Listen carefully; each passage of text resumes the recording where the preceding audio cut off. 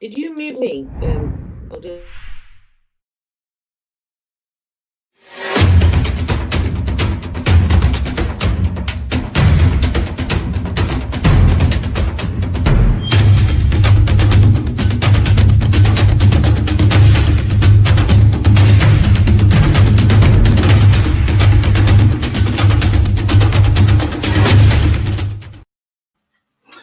Okay, welcome to another edition of the Gaswa Outreach Show. I am super excited to have the privilege to join you one more time. Yes, we are the Ghanaian Social Workers Association, and we are within the Midlands. We are a group of social workers who've come together to support Ghanaians across the region. We are quite excited today that we are going to be treating a very, very important topic. But before we do that, we're going to regroup and come right back. So see you in a few seconds.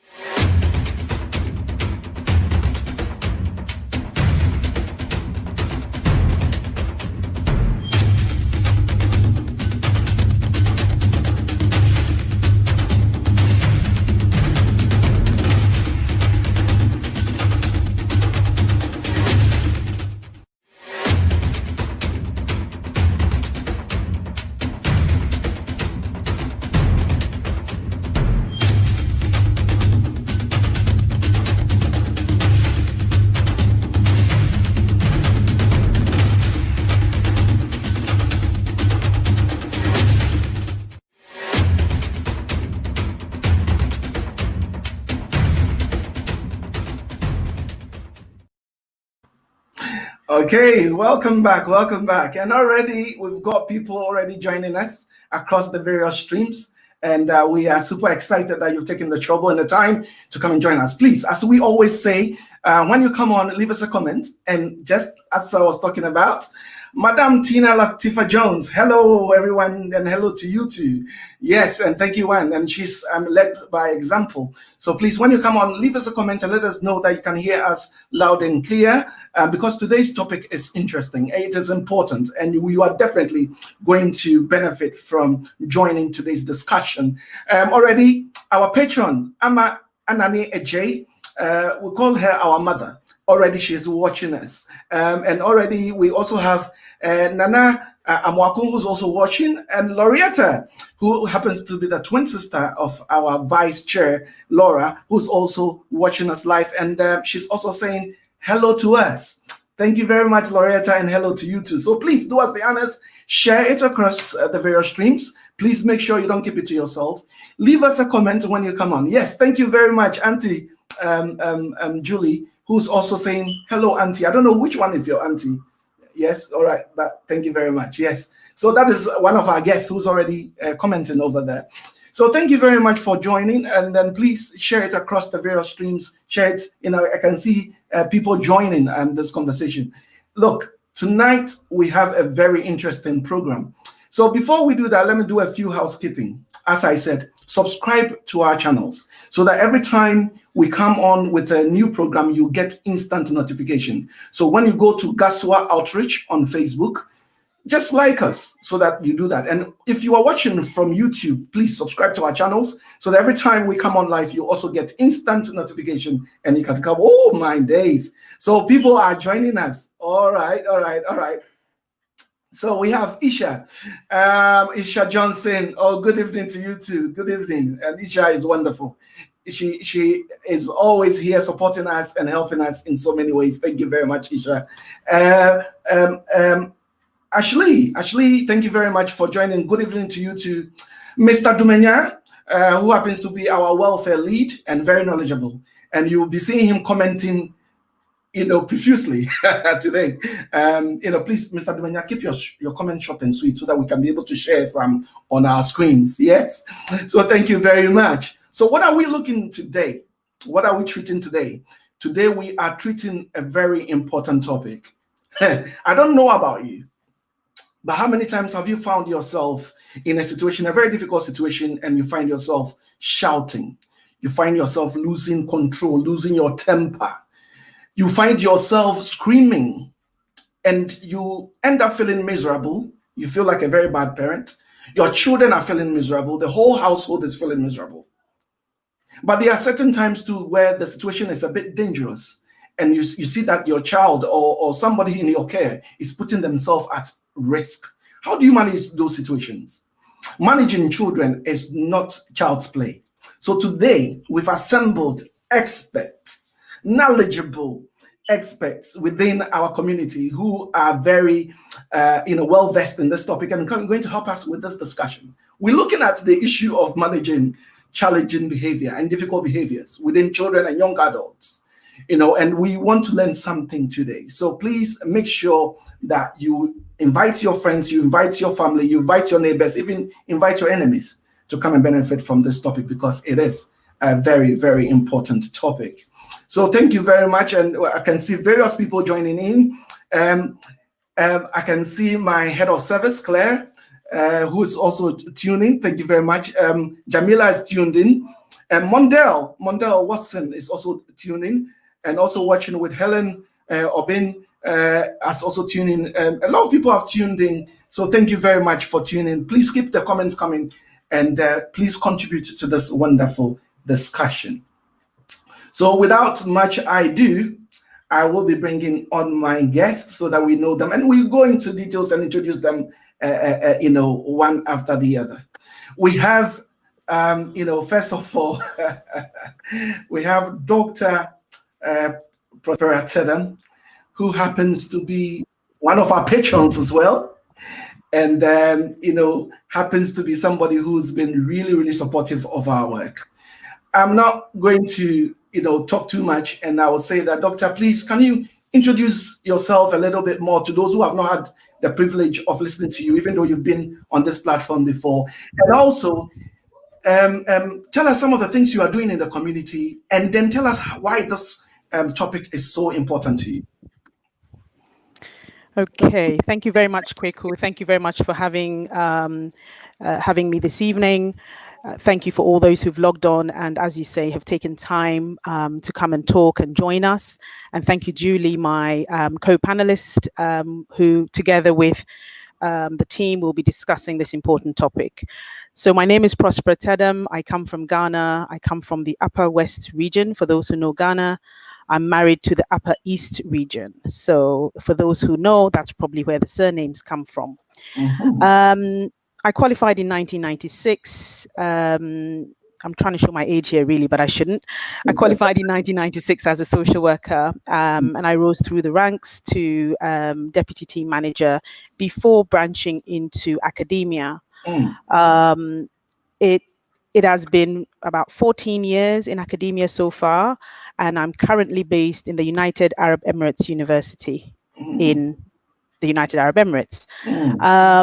In terms of the work that I'm doing with the community, it varies and it kind of moves in terms of intensity. So apart from the one-to-one or individual support that I offer families and family members and friends and members of the community, I have also been trying very hard to establish something in Ghana. But that's another story for another day, because those who have tried to do things in Ghana probably know some of the barriers that we come up against when trying to do that work remotely. But of particular importance to me has been looking at social work in schools. So basically, whether or not, and I looked at the Ghana situation, whether or not it was important to have social workers in schools in Ghana and why. So there's a book about that. I'm also very interested in the whole idea of faith-based abuse. So again, there's a publication around that. But the main idea here is that where people's beliefs lead them to abuse or neglect children, or vulnerable people. So that's another area of my interest. Now, why this is interesting for me today is obviously from the faith perspective, and hopefully we'll be touching on that a bit later.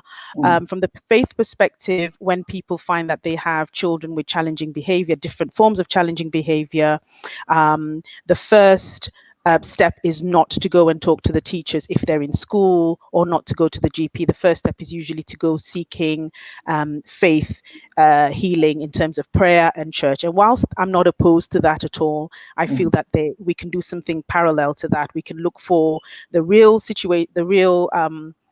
solutions on the ground, in addition to the faith and spiritual elements of it. So this is my interest, really, is to try and have those conversations within the community to say there are other ways of doing things. There are ways of recognizing what is actually becoming quite a common thing.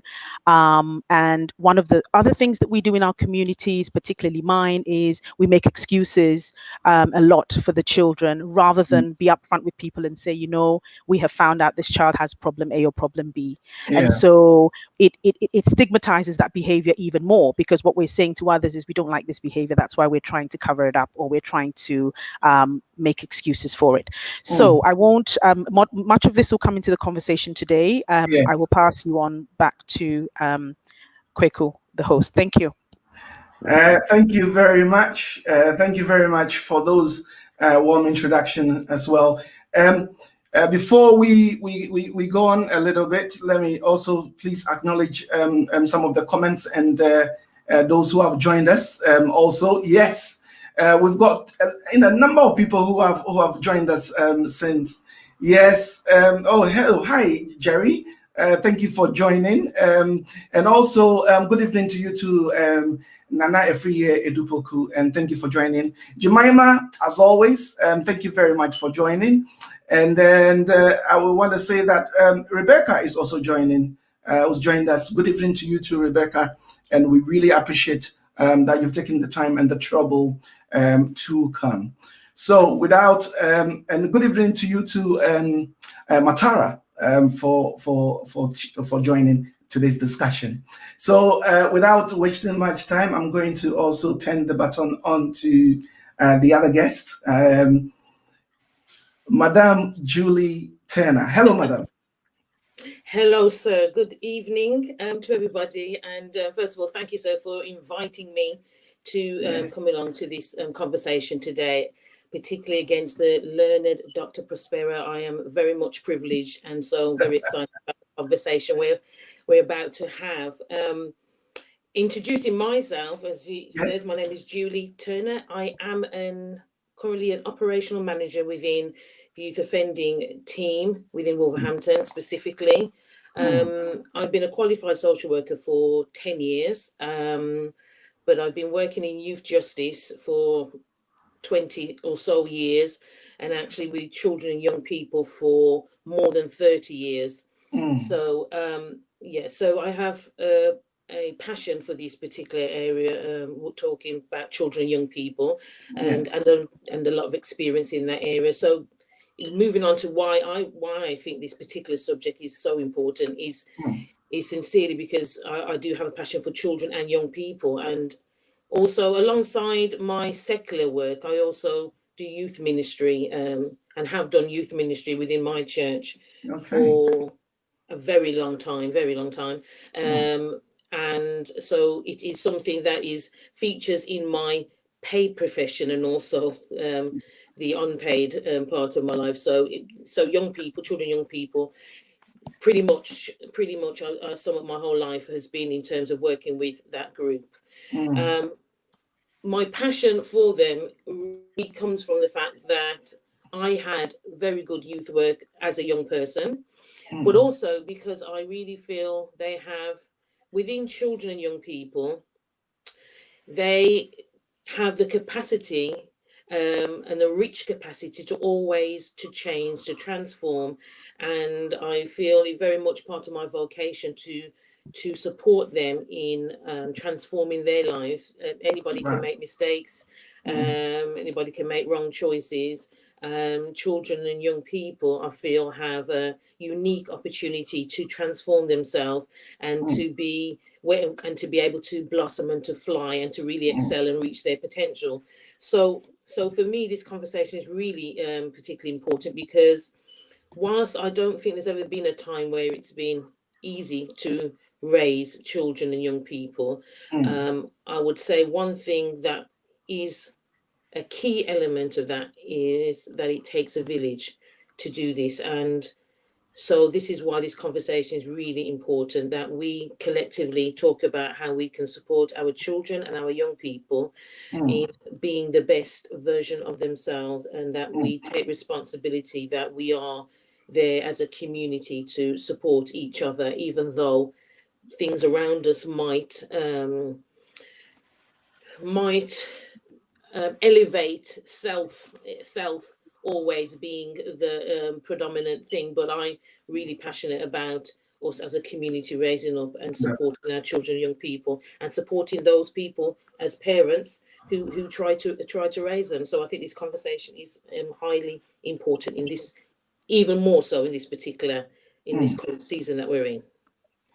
Thank you very much. And thank you very much for that warm introduction as well. Wow, we have about 34 people who have tuned in already. I mean, this is impressive. Look, whatever you are doing, keep on doing it. Yes, share the information around, invite people to come and join us, because today's conversation is wonderful. So thank you very much for that. And I want to also say hello to you too. Is it Sharon? Sharon, hi, Sharon, to you too for making it a point to tune in. So please invite people to come and join these conversations. Yes, can I quickly remind you again that before lockdown, as an association, we were going around churches, we were going around organizations, we were doing preventative work, and that is what we are about. We want to prevent things from happening. We want to help each other so that we'll be able to give the best environment for our children. So that's what it's about. We are the Ghanaian Social Workers Association, and these are our numbers. And what we're saying is that people are congregating on Zoom, on other virtual platforms. Invite us, and then of any topic that you want to treat, safeguarding, adult safeguarding, any issues that you have, and you want us to come and discuss these things with your congregations or with your organizations, if you are meeting virtually, invite us and we'll make it a point to attend. So thank you very much for joining. We'll be going on into today's discussion. So again, we are reminding people that today's topic, we are looking at managing challenging behaviors and difficult behaviors. So we want to go straight into the conversation and start off by looking at, if we say challenging behavior, what do we mean at all? So if it's all right, can I start with you, Dr. Taylor? Okay, thank you. I think I'll start first of all by saying that challenging behavior in itself is not a diagnosis. Okay, so you won't ever go and the diagnosis is they have challenging behavior. Challenging behavior comes as a result of another diagnosis. That diagnosis could be ADHD, it could be autism, it could be a whole range of difficulties. But I also want to say that in terms of the challenging behavior, it is the behavior that is challenging and not the person. And language is very important in this context. So I don't know I don't know many of the local Ghanaian languages, but I don't know when you translate this into our local parlance, whether it carries the same meaning, because it's very important that we don't label the children as challenging, but the behavior. Okay, so basically challenging behavior in that sense is about when a person, child or adult if you like, puts themselves or others at risk of some harm. Okay, so children who perhaps are not streetwise and can just push another child when there's an oncoming vehicle, can attempt to aka throw another child off a flight of stairs, and we also have situations where all of this impacts on their well-being. It impacts on the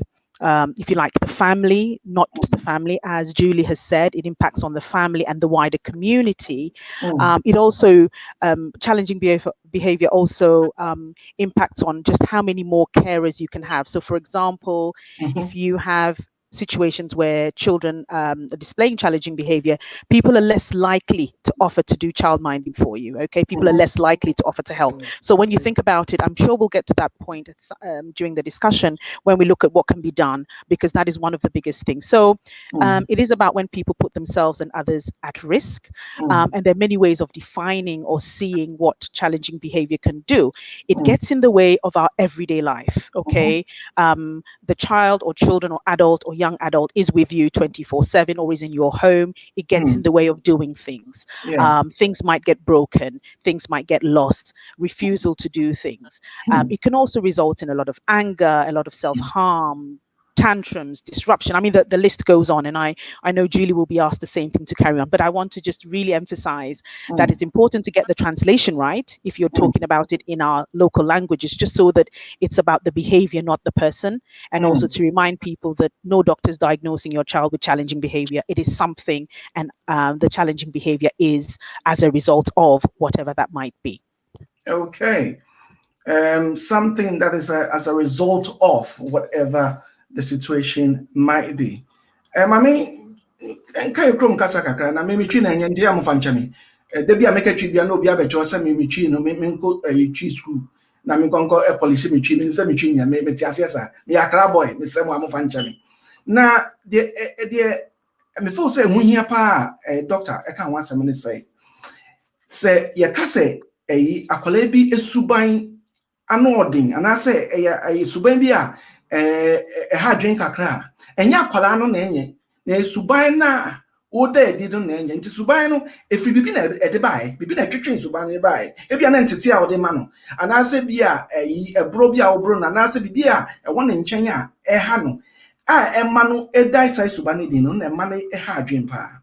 So she is emphasizing that it is not about the child. It is about the behavior. So we need to make sure that we make a distinction of that. So thank you very much for doing that.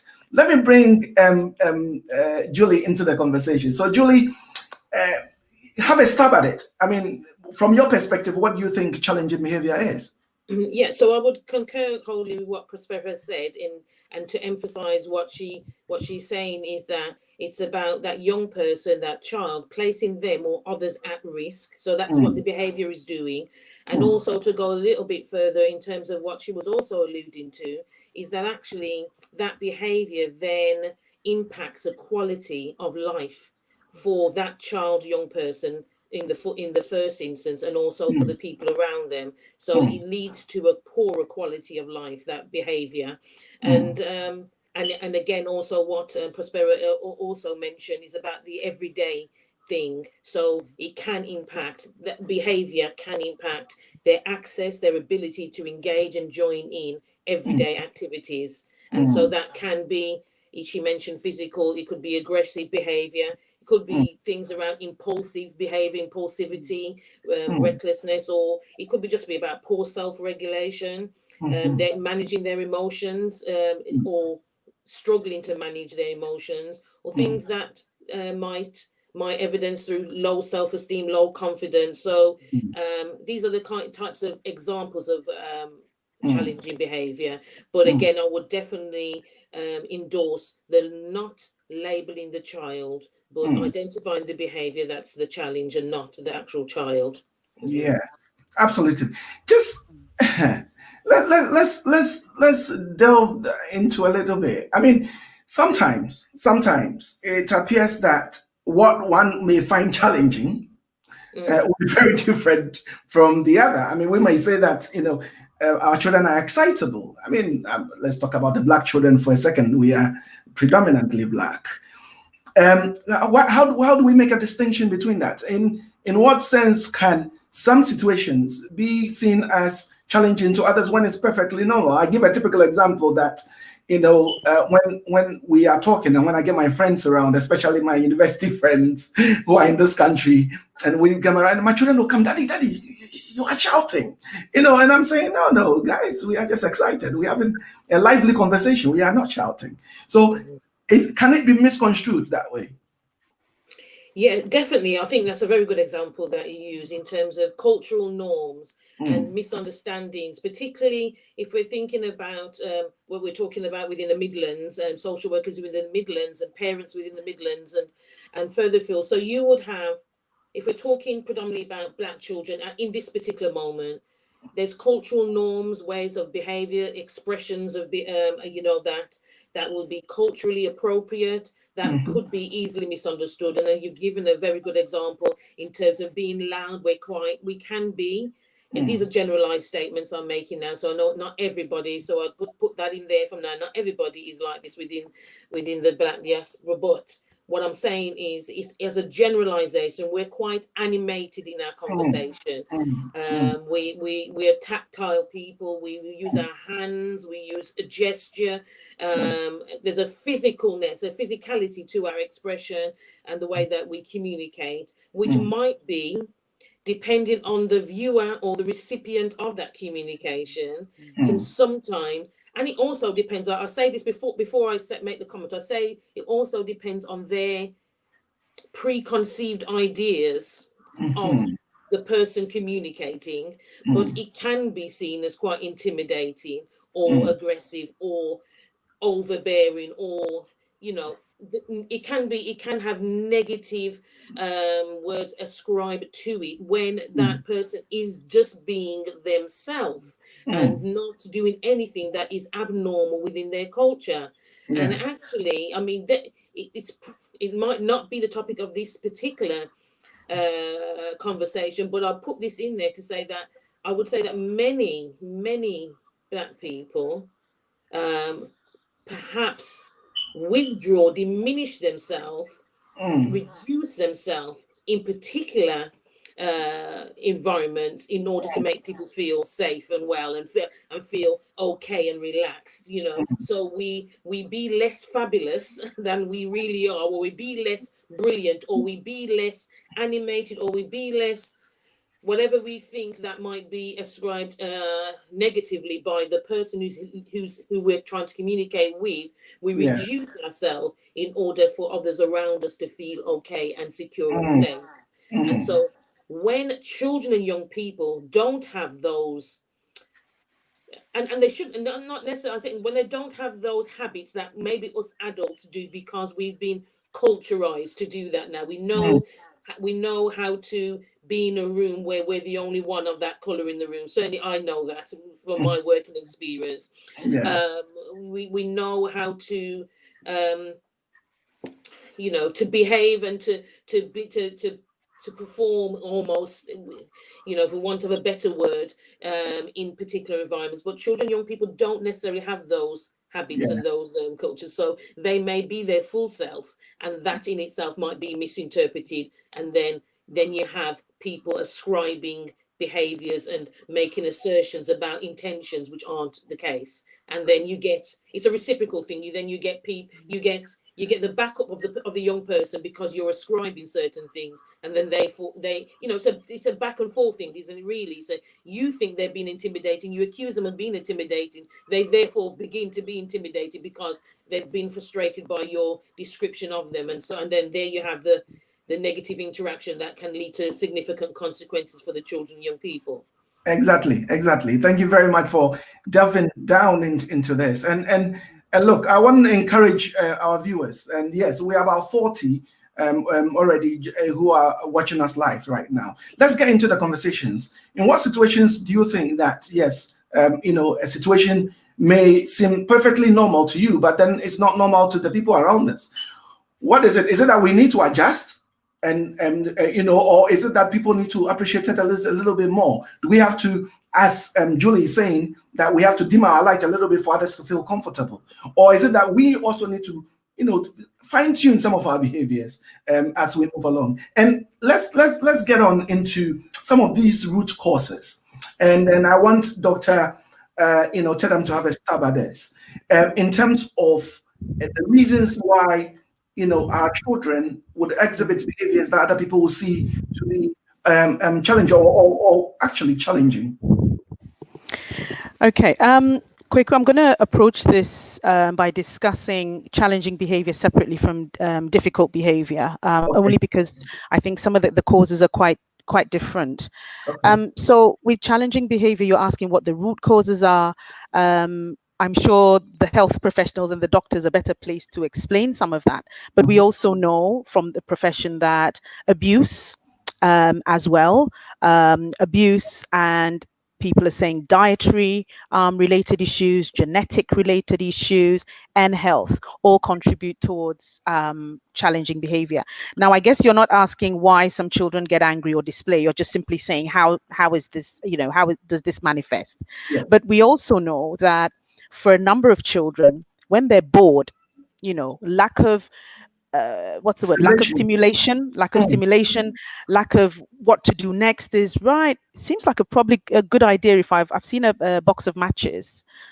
I've seen them light it before. Sounds like a good idea to attempt to light, set fire to something. And then it becomes it's perceived differently, as you know, arson and or lighting is perceived very differently. So I think some of it is more organic and some of it is more behavioral. So the organic stuff, the stuff that we're born with, and genetically we then have a diagnosis, a proper diagnosis of ADHD or whatever. That's the organic stuff. And the stuff that comes around because of our social environments, our own family scripts, the way in which we've been brought up, and we all know that when we start talking about if you keep hitting children, children begin to think that is the way out, and then they start hitting other children. But at what age and how hard, and so on and so forth. So we have to start looking at the root causes as being of two kind of different ones. And we also do have one of the things in our communities, obviously, around the fact that people are having to work a lot. And so parenting can be very inconsistent. And by inconsistent, I mean dad goes to work. Sometimes there's only one parent at home. And to be very honest, sometimes there's no parent at home for many hours. And that when people come home and go back, they're tired, they're waiting to have a rest and go back the next day. And so the inconsistency in parenting also means that children are left to their devices. They watch TV. They access all sorts of online types of activities. They see all sorts of aggression being played out. They speak to their friends about aggression. Some children also learn it from school. Okay, they learn it from school. They see particular children taken out. And, I've had an instance where people have said, oh gosh, child B, he gets to spend half the time in the principal's office. Isn't that great? AKA he's bunking off class, and that's a good thing. Okay. And so you see all the children want to avoid the math for the day and be in the principal's office. What they don't get is that the school staff are trying to calm this child down, or it's actually not something that you would ascribe. So in terms of that copycat behavior, modeling and watching, children are doing that. So coming back to your question about the root causes, I think that there are two. They're very organic and health related behavioral ones, which are diagnosed, and the ones that come up as a result of some inconsistencies in our parenting, the environmental factors. At the moment, we have a lot of poverty. We have COVID. And what COVID is bringing with it, as we know, is a whole lot of isolation. A lot of people are isolated. And even when parents are home with their children now, parents are so upset that they're losing a wage, they're not getting on with work. There's a promotion that they were due for that now won't happen because of COVID. I'm on placement and now I can't go. And so their attention is not really on the fact that this is a good time to bond with my kids and find out what's going on. It's like, when are we going back to work? And when you go onto these parenting sites, everyone's moaning about COVID as kept me too close to my kids. Well, when you think about why we had the kids, we hope, and what families are about, one of the key roles of a family is for socialization. So what is socializing? What is socialization if we then are happy for the children to be in school all the time and spend very little time with us? So to me, it seems like all of these things add to some of the things we're seeing as challenging behavior. Yes, thank you very much. And look, some of us, yes, we love our children, but we're very, we are very glad for them to go to school sometimes. Yes, because like being a parent, and actually, if you have the privilege and you are working at home and homeschooling and being a parent, sometimes it is not easy. But before I bring Julie into the conversation, you mentioned organic. I just want you to break it down a little bit so that people would appreciate what the organic is, because most of our listeners may not be familiar with ADHD, autism, and some of these. So can you just briefly tell us a little bit about these organic ones so that we know that we make a separation that it is something that they are born with. It's not something that as a result of your doing, isn't it? Yeah, that's correct. So, for example, I'll use ADHD. That's the one I'm more familiar with. So, attention hyperactivity, attention deficit hyperactivity. Disorder. Disorder. Okay. Yeah. Disorder. Disorder, Yeah. ADHD. So again, with ADHD, you will find that there's some common traits. Inattentiveness. So, the child is really inattentive, can't focus, is born with it, by the way, can't sit still, can't focus. And of course, if you can't focus at home, that may be okay when you're much younger, because the doctors will say to you, every 2-year-old does that, every 3-year-old does that, every 4-year-old does that. And then as your child gets to 7 and 8, they're like, oh, I think we have a problem here. They should be able to sit at this age for a particular length of time. And it begins to impact on school. For those of us who go to church, it impacts on church or any other formal setting where children need to sit still. It's already quite difficult to get children to sit still. So that's one. The hyperactivity is also linked to that, which is that because they can't sit still, they always want to be busy. That therefore means that if you give a child, you must break down the tasks for children. You must break down the class day, the lessons that they're having. That is okay, perhaps when you have a school that understand it. It's more difficult when you don't. It's also very complicated when you have parents labeling that as a child who's lazy, a child who can't sit still, easily distracted. Yes, those are all some of the symptoms, but actually it all pretty much equals this diagnosis. There's also the poor sleep that comes with it, the poor sleep. And for that, I do have to say there's medication, and there's a whole host of pros and cons about medication. Okay. Not every child responds to the medication in the same way. It gives some children insomnia, which means they actually never sleep for 3-4 days running. They haven't batted an eyelid. And for some children, it doesn't do very much. And for others, it zombies them, if I can use the term. It just makes them very inactive and very still, very set. So we have to start thinking about these as when we start feeling that this is an issue, and I know we might look at this later, you need the advice about that as well. So that is that is the ADHD. And of course, we have mild, it's not a spectrum as such as autism, but we do have mild ADHD where it's not as disruptive. Okay. And the whole idea with that is you can then teach children skills of how to manage as they grow older. So you will usually, and you'll have conversations with the doctor, and the doctor will say, if they're watching a film they like, how long can they watch it for? And it will surprise you that they can watch it for a good hour. In between, they'll go up and down for a drink and whatever, but they will watch it for a good hour. That is a good sign. It means that there are ways of supporting the children through molding to learn these learned behaviors, to learn this behavior. If the child cannot focus on their favorite film for 20 minutes, then again, the professionals involved will guide you what to do. So by organic, I mean what you're born with and what you will get a diagnosis for, and hopefully medication and or therapy of some description. And if you have a social worker then involved, they will perform and work with you to manage some of that behavior. Thank you very much. Thank you very much.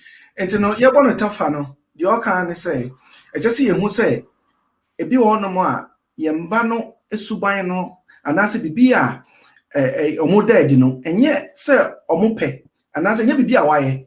Na ye Bibia, atuchimaka cra ewonimu, and a mano edasa subanedi.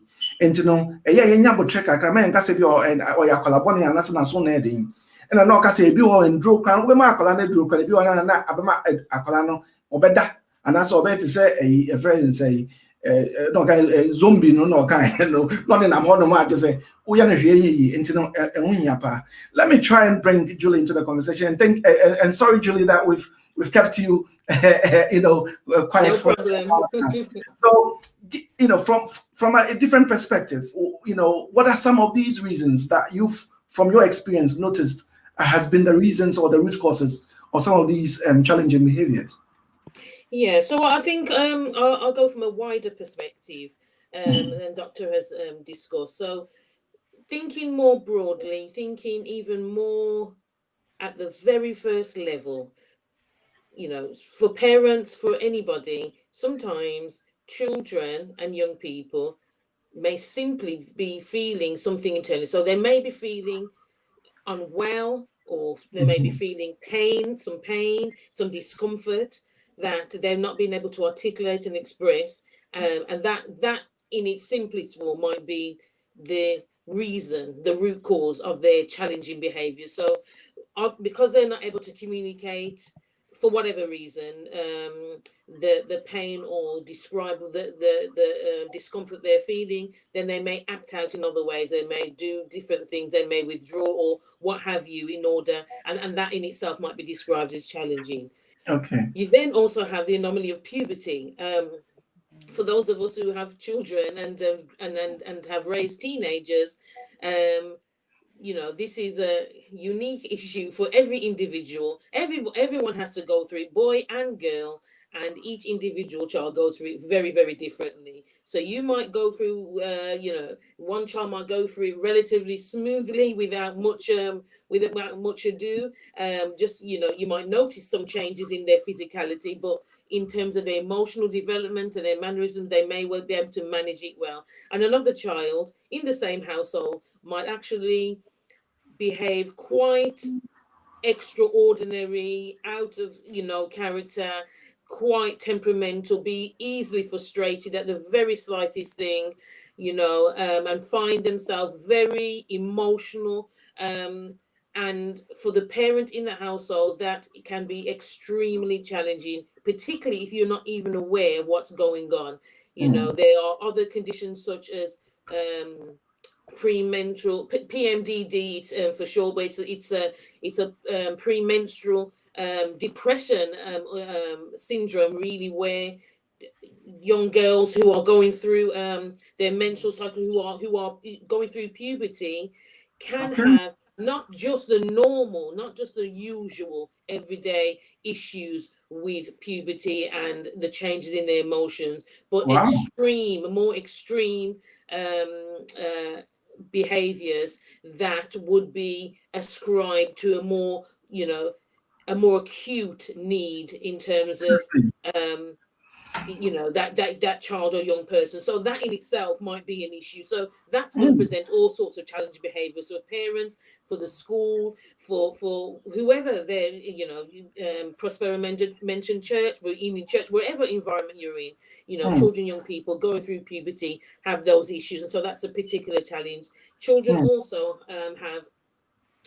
have different worries and frustrations, anxieties that sometimes perhaps we don't, maybe as adults, we categorize them as children and who don't have a care in the world, and they don't have no problems and so forth. So we might not have that on level of understanding that we need when we're talking about children, young people, because they too have their worries and anxieties. They too have things that they're going through, bullying, not fitting in at school, feelings of not being good enough, feelings of not being heard or listened to, when sometimes, again, also in terms of professionals, even, and maybe as people who have experienced this. I don't know if anybody's experienced or been a victim of domestic abuse, but often the attention is drawn to the woman. Let's say domestic abuse can happen to men and to women, of course, but we know predominantly it happens to women. So let's use a woman as an example. So that victim that's seen as a predominant victim, and we don't necessarily tap into, actually, that child may never have been hit, that child may never have been that child may never even have seen their parent hit, but they've been in a household and where that is present, and therefore they are also victim, and that in itself can present challenging behavior, because they're acting out what they're seeing in their home. Yes. They're either through fear, withdrawing, or through acting out violence and aggression within school and so forth. And then you have also things like separation, loss. These things profoundly impact children and young people. We think about not just when someone died, but when somebody is not physically present anymore. So they may not have died, but a father may have left, a mother may have left, a friend may have left, a dog may have died. All these things have very specific issues that impact our children, young people, and then can translate into challenging behavior that you see as the behavior, and you see as what you might interpret as disrespectful or so forth or whatever from that child, because we have not tapped into the actual what's going on. And I think a preliminary point that Doctor made when we was having our previous discussions before we came on today, and she talked, and one profound statement that she made, which I totally agree with, is that this behavior is communication.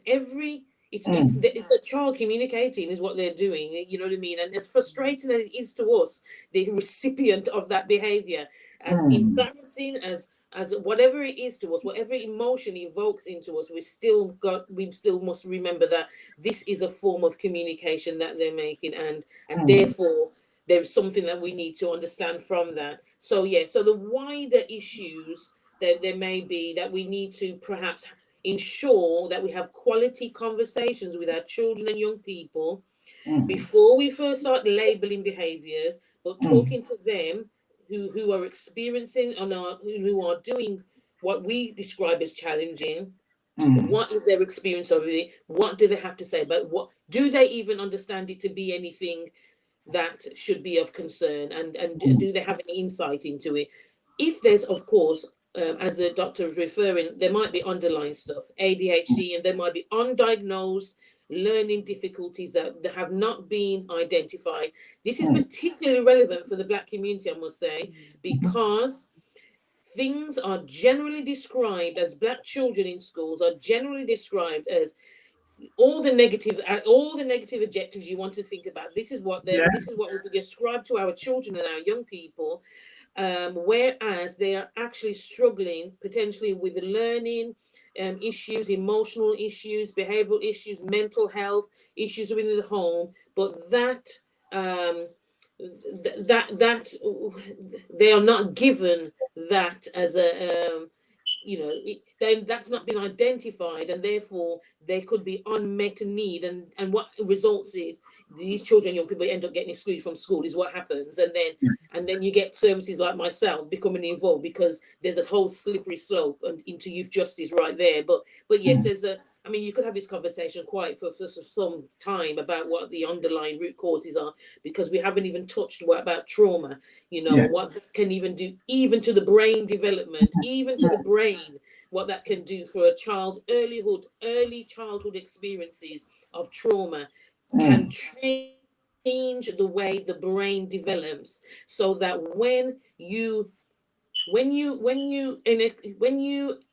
have an expected response from a child and they don't give you that expected response, and you think it's because of because they are disrespectful, or they are choosing to, or they're making some choices, trauma can be so impactful and significant to that child's brain development that it actually shuts off parts of their brain.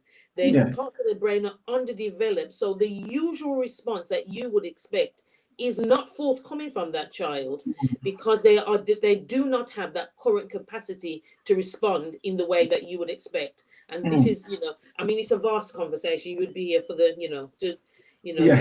doctor would be saying, calling time, ringing the bell, saying, no, it's very late here, we can't talk no more. But yes, it's a very big conversation to be had. Yes. It is indeed a big conversation to be had, and you've touched on so many things. And yes, everybody's agreeing with the comments that you yourself and Dr. Ted are making. There's a lot. I've learned a lot of new things. I mean, I didn't know that. Even when our children are approaching puberty, that they have this DMM or something. I mean. PMDD. PMDD. Premenstrual something, isn't it? Premenstrual, depression. If something, you Google that, PMDD, that is something that girls can experience when they have severe, emotional behaviors relating to their puberty and their menstrual cycle. Yes. Yes, thank you very much for that. Yes, so we've learned a lot today. And yes, we agree with the comments that have been said, that it does matter. We need to be listening to our children. And we need to be doing a lot in terms of that. Neglect. has a lot of impact on the brain. And and Trudy, Kwaba Trudy, welcome. And Trudy is saying that some of these things needs investigation. Yes. Claire is again saying that there's then the fight and the flight response. And Rebecca is really agreeing. And thank you very much for telling us about the PMDD in terms of this. Now, we know, and this has become quite prominent, and I like the fact that we're talking about this. My worry has always been that we will stop talking about this and we go back to what we know, and it will become so normalized. Let's talk about the situation for Black children and minority children who are disproportionately represented within the criminal justice system. As a result of some of these challenging behaviors or some of these circumstances. So and I know that this is, because again, if you are not aware, Julie is an operations manager within the youth offending service, so she's got extensive experience in that. But I want Doctor to have a stab at this, as to why we are, our behaviors or our circumstances, and why is it that we are seen in this light. So let me bring a doctor into this conversation first. Okay, I think you're absolutely right. This is Julie's daily bread, and so I will allow her to emphasize on the points that she wants to get across. But what I can say from from a racial perspective, I think we have to look at the fact that the disproportionality isn't right. Okay, and I'm sure Julie will mention that at some point. But given that we're not here to argue about racism or the presence of or the absence of, I will simply say that there are lots of, when we look at it, there are a lot of preventive measures that go into place before the children get to that stage. Often, when parents describe children as, actually social workers describe children as beyond parental control. Okay, that's a standard phrase we see in our assessments. And if you're a parent on the receiving end of that statement, it must hurt. It must really, really hit home, because actually they're telling you that this child, you're not able to control your child, out of parental control. And social workers put a full stop at the end of it. And I'll talk about the way we're trying to teach social workers not to say statements without analysis, but that's what they say. If that's the case, then we need to go back to the way in which some of our parenting strategies may or may not be working. We need to think about what I said earlier about the fact that people have to go out and work, and therefore some children are left unsupervised for long periods of time. Some children as young as 7 have mobile phones.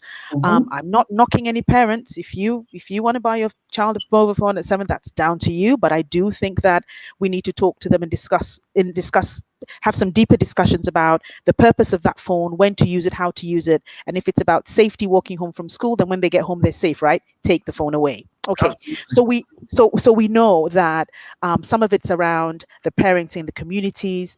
Also, we have to think about the ways in which the issues around Black children from school go down very quickly down this slippery slope.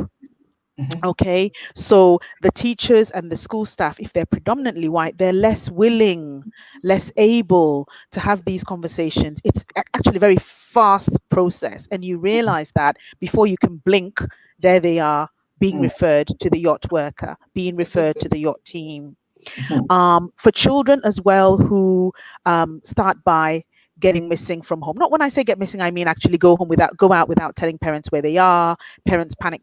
They're not home by a certain time, so we call these curfews.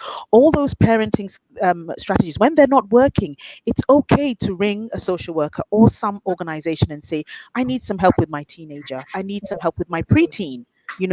Go to school and find out what support is there, what pastoral care is available for children at that early age. Given that we know that Black children and minorities are disproportionately represented, how are schools and parents and other community groups like yourself, Gaswa, how are you trying to mediate and prevent that from happening? So I will leave the technicality of this discussion to Julie, but I do think that, yes, the bias and institutionalized racism, I teach that daily, but I want to move away from that in this particular discussion, discussion, because of the audience, because what I don't want to give the impression that if your child has that, then it's definitely racism. We know that the disproportionality is wrong.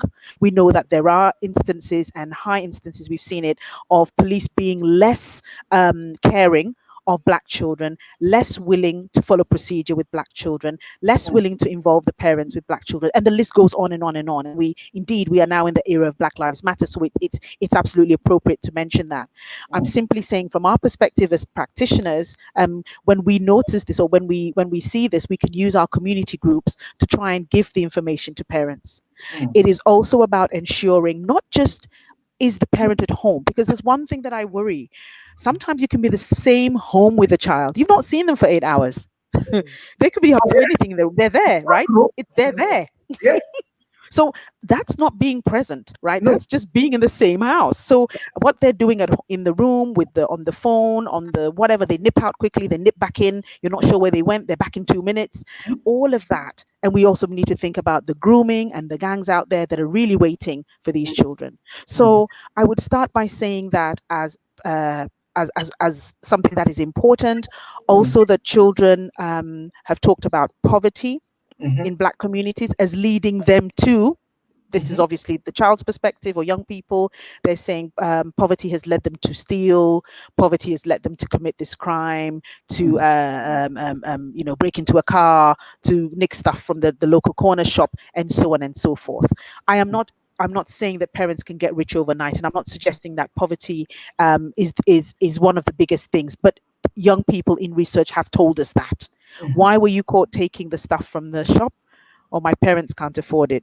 Yeah, but you were nicking alcohol. What you were taking was not something your parents, even if they could afford, it's not something they would buy for you. So we have to get into this really empowering way, if you like, of addressing these issues before. And the issues of racism and all of that, yes, they exist. I just want to kind of not focus on that today. And absolutely, churches are helpful with that. Faith groups are helpful, community groups, but parents need to shout when they need help. It's feeling, oh, we're going to be stigmatized. I don't want Joe Blogs to know, oh, you know what? I know the person next door. My friend's child has worse problems and nobody heard about it. So why should they hear about mine? This constant comparisons that we do within the community is very unhelpful, because it leads things, keeps things underground. And then when they explode a bit too much. Thank you very much. Thank you very much for those comments. And they are very, very important. And the way you've reflected on it, has helped us to think differently about some of these situations. Julie, as we said, right up your street, so tell us what your experience is. Yeah, well, I will just from what Doctor was saying, actually, I will just speak on that as well also, because I think there's a key thing there that's really, really needs to be drilled home, is parents to be more involved. Because I think, listen, because I agree, I wholeheartedly agree. We know it's a given to us. We appreciate, we know there is discrimination, there is racism, there is prejudice, and when we talk about disproportionality, we're really referring to what that actually means is in reference to there being an overrepresentation or underrepresentation of a particular group within a specific area, a specific topic, a specific field. And in in relation to this, we're talking about children who are Black or Asian or minority ethnics, possibly. They, we have the term BAME, but we're talking about them being overrepresented within the criminal justice system.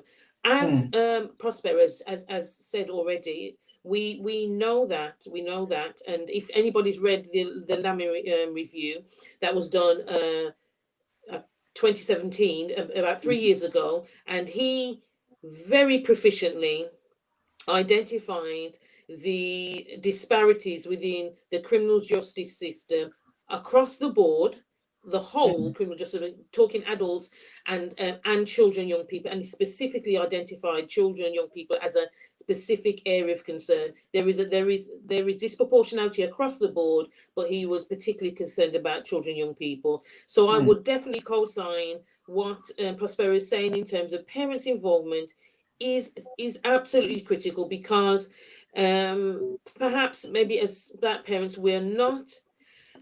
If I think about my own experience of parenting, of being parented, Yeah. my mum's generation, they were very much about, you just hold the line, you just be, you just be quiet, get your schoolwork done, and Mm, you're not. There's not really there's no conversation. There's very little conversation. It's just be seen and not heard.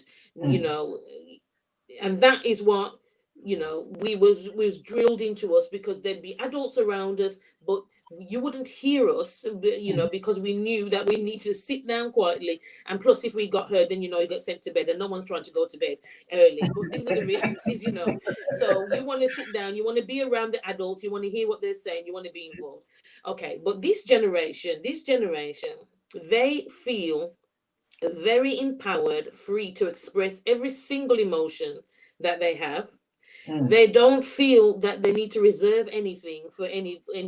They will just express it in how it comes, and just give it to you fully 100, wherever you are, and they'll express. So we know that this generation is very different to the way that we were, the way that our parents were. So there's a big difference. mm, So the way that, and what's encouraging about this generation, even though there might be things that we might say that are negative about their behavior, what's very encouraging is that they are absolutely active in their in things, in whatever they see. They're active, they're not silent. they they mm, they they they let their voices be heard, and they demonstrate and they articulate themselves well. mm, What we need is for our parents of those mm, children to get themselves involved in the systems like school, being mm, on the governor's board, mm, making sure they are present. When I was a child, as I said, my mom could send me to school knowing that I'm going to fully behave, didn't have mhm, no worry, nothing. I don't know if my mom, no shade on my mom, but I'm not sure if she went to any parents' evenings and stuff like that. I can't quite remember. She may have went to one or two, but that wasn't the mm, norm. Now we need our parents to be involved in our children's education. mm, We cannot sit there happily thinking that all will be well with them, and that people will treat them right, and they will get access to all the services they need just because it won't happen. So mm, and we cannot. Whereas when I was a child, when there were issues with the police, and in my community, I would remember people being treated particular way, but at the same time there was also very good policing in certain ways, because it was more community based. You'd mm, see the policeman in the community, in the UK, in the community. He'd talk to you just like he talked to anybody else. You'd have a conversation, and there would be a banter, and there'd be no problem for it. This day and age, it doesn't. The experience of Black children, mm, if we're gonna hone into that community, children, is of mistrust to the different systems. And that mistrust, if you already have that going in, because you have seen that you have been unequally treated, you have mm, seen that discrimination, so you're already going in with mistrust, you're going mm, in with a particular attitude, a particular framework in your mind. This is why then, that when you engage with any of those services where police come, and you've got to talk to the police, your mindset is one of, you don't like me, I don't like you, you're not going to treat me fairly, so I've got my guard up, I'm ready for you mm, and everything that you're going to come with. So I'm coming with a specific attitude. If our parents don't get involved, and if they sit back and allow things to happen and think that things will work out, mm, then this is the continuation. This is what's going to happen: is our children and young people will continue to be excluded from the main things in society, like the education, the mm, opportunities, because they know that we have been a community that has been um we're more quiet and we'll get along with things because it served us in the past just to get on with things, to be quiet. It saved our lives, many people's lives it saved in the past, just to be quiet, hold your head down, and keep going. But Yeah. in this day and age, I think there is a specific, a real need for parents to get more actively involved in the community through local council, being a local councillor, getting involved in being a governor, getting involved in their community, being represented in there. In the criminal justice system, what we see is borne out already in the news, where you hear there is a high proportion. It goes without saying, there's a high proportion, disproportionately, of Black children within the criminal justice system, and those who are treated more punitively than their white counterparts. So even where you have a similar set of characteristics going on, a similar offense, similar offending history, the likelihood of that young Black person going to custodial institution is higher than it would be for their white counterpart. Given it's not anecdotal, it's fact. It is what happens. And then you also have, for that same group, children, young people, Black children, when they meet, if they are arrested for an offence, they are less likely to admit any guilt at the earliest opportunity than their white counterpart. So if I just to give you a quick understanding of the youth justice system in terms of yachts, we have a system where you are able to have what would be described as maybe like a old school caution type thing. Before you go to court, they call these things out of court disposals. Okay. And say if a child or young person does something low level, like criminal damage or maybe shoplifting, something low level, that they make a decision, do they need to go to court or not? If that child admits to their offense early, then they can get this other route. Then they get this out of court, meaning they don't have to go to court. If they don't admit it, it means they have to go to court. For the Black community, what the Lemon Review identified is that Black children are less likely to admit guilt, and they, because of this And therefore, they'll mistrust, be arraigned before the court. therefore, then that's what happens. They end up going to court, and because when you go to court, even at court, they're less likely to admit. So what happens when you plead guilty, when you admit something early in court, you either get a community sentence, means you can go home and be supervised by the yacht, or you get a reduced custodial sentence. But because our community doesn't do this, our behavior is more challenging, we're less likely to do that. We are more likely to get a stiffer sentence. So again, very much parents need to educate. They need to be involved. And that's why I co-sign what Dr. was saying, in that once we really understand the issues of discrimination, racism, inequality,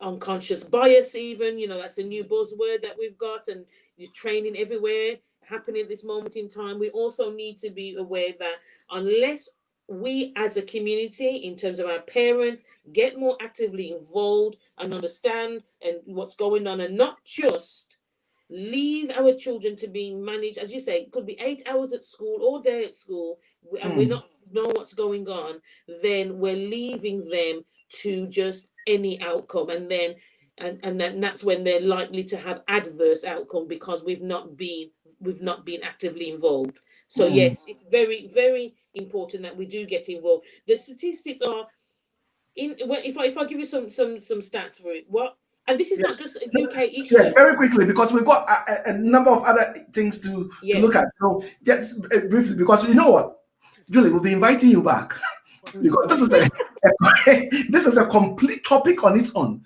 So that we really, because we know we're talking about racism and everything else, but we need to understand some of the iniquities of these things. We need to interrogate this further. So we'll be inviting you back. So briefly give us the statistics and let's move on. So so the stats really were to say that actually when he did the report, he identified that in a 10-year period, in terms of offending, reoffending, and custody, Mm-hmm. that black BAME, let's say BAME, Mm-hmm. BAME community, young offenders, there was a significant rise in youth offending. Is very much there's a lot less young people offending than there used to be years ago. Lot less. Custody is reduced significantly. Nevertheless, even though those significant reductions have been made in youth offending and reoffending in custody, where there's not a significant difference, actually an increase is in the BAME community being represented in those. So there's generally the whole population of offending has decreased, but Black and Asian and minority ethnic children have increased in terms of offending, have increased in terms of reoffending, and have increased in terms of custodial sentences. This is very troubling. This is very, very worrying information when we think we make up a small proportion of the population, but we are disproportionately represented within the criminal justice system. This is not just a UK thing. This is the other internationally, the other, Absolutely. Yes. and Absolutely. and so that's why it's really important in terms of challenging behavior about getting early help. The doctor said, asking for help, going to the right places for help, because we Yes. need to get this, snip this in the bud, because it's problematic. It's very problematic. Yes, Isha, thank you very much, and I agree. Um, yes, John, I agree that Julie has to come back, and Doc, it will be a challenge because Doc is, at the UAE, and right now it's almost 10 o'clock where she. I know it's almost midnight where she is right now. Yeah. So sometimes we need to be considerate to Doc. But thank you very much, and thank you for the comments that you also, Eva, Handiatu, Marie, we've missed you a lot. I mean, we used to have you, but you disappeared for some reason. We are so excited to see you back, and thank you very much for coming. And Trudy, as always, thank you very much for those comments. Let's move on quickly because we have a lot to get through. Now, Doctor was talking about some of the organic reasons for challenging behaviors. So, Doc, without wasting any time, let's get into some of these things. How do I notice? How do I notice early and spot it early and get help early if some of these organic issues are manifesting itself? Okay. So as we all know, there's no such thing as a parenting handbook, and if anyone ever sells you one, please just bin it after they've sold it to you, because the parenting handbook can never be one size fits all for all the children and all the families that we work with and we have and we see and we are. Mm, One of the things that is is easy to pick up earlier, I guess, is when you feel that your child is not progressing in the way that they should. Now, that can be really difficult to notice if that's your first or only child, because a lot of times people who have other children will say, "Oh, when I had Kweku, he wasn't like this, but now that I've had Ama, she's behaving in this way." So, mm, and at this age, Kweku wasn't doing this. And whilst we're not in the business of comparing children, because each one is individual and unique, it does sometimes give you this early warning that there might be something wrong here. Now, mm, we also know that some of the organic behaviors are the same at home as well as school. And in fact, they're the same in every setting that the child goes to. So watch for that consistency. mm, Okay, watch for triggers. And you will know instinctively, parents have this instinct. That's why I think it's not in any book.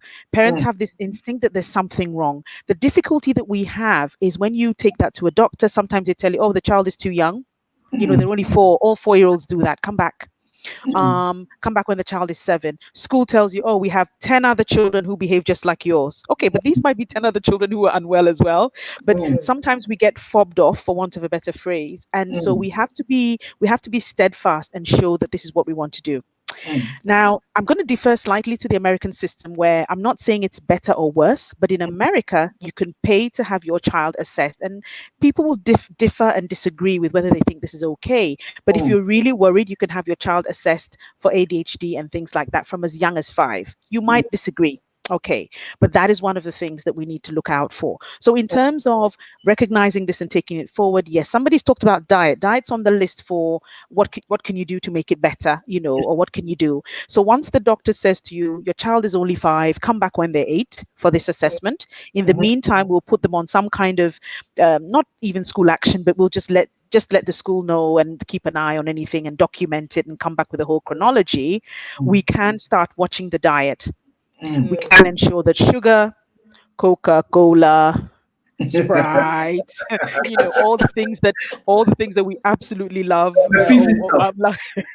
the sweet tooth bits. We can ensure that the sugar intake for our children is minimized or absent, and we can introduce fresh fruit juice and things like that. And for that, you don't even necessarily need a school nurse or a health professional. You can Google these things now and find out what kind of foods help. Also, these things at night are not helpful. So your child may not actually have some of these, but because they have the sugar just before bedtime, they then don't sleep. They're very noisy. And then you say, oh, is that ADHD then? Because I heard ADHD children can't sleep. Well, they've just had 1 liter of Coca-Cola at 9 o'clock. So, what do you expect? So Thank I you. think we keep an eye on these ones, and we make sure that if we don't have any private healthcare to go and find out what's going on, and we want to wait until the child's about 7 or 8, yes, we keep that that diary or that chronology of the behaviors from all the different places and places that the child goes, and then we take that to the doctor at the appropriate time.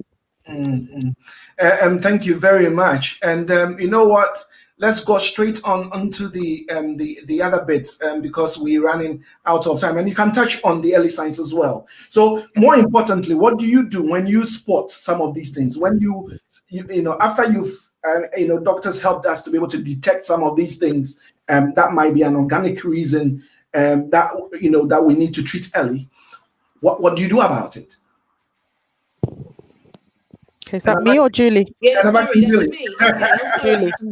Sorry, I was just waiting for doctor to go in there again. No, so I would, yeah. So we're talking really about the initial stages. So I think that what's really important is, as I said previously, you once you've identified some of the issues, good advice about keeping a diary. You want to be talking to your child, a young person, really about their experience, what they're feeling, what does it feel like to them? Do they notice? You're having a conversation with them. Really, you're talking to them about how are they feeling.